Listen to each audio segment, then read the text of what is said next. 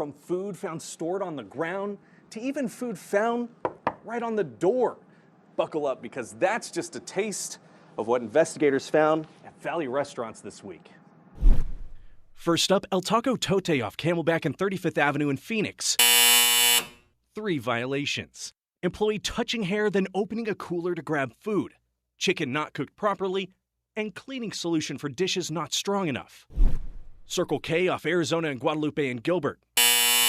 3 violations. Open packages of hot dogs 3 days past discard date. Hash browns not kept at proper temperature, and sanitizer not at proper level. China Way off Alma School in Elliott and Chandler. 3 violations. Employee handling ready-to-eat beef with bare hands. Accumulation of food debris on doors, and snow peas and veggies stored in to-go bags.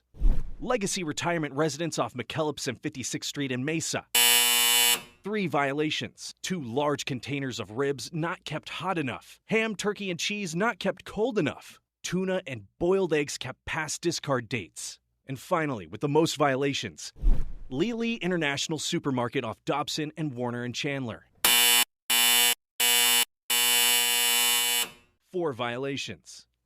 Employees' drinks and personal items stored on top of food. Boxes of vegetables covered in mold. Cartons of tofu and even eggs not kept cold enough. And food items stored on the ground. These restaurants are on legal notice to clean up, or they could face legal action. For Arizona's Family, I'm Stephen Sarabia. The chef's hat was a nice touch.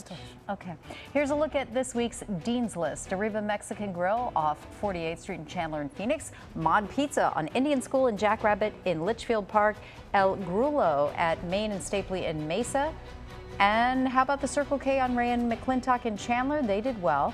Cold beer and cheeseburgers in Surprise, and Go-Go Avocado off Farmer and University in Tempe.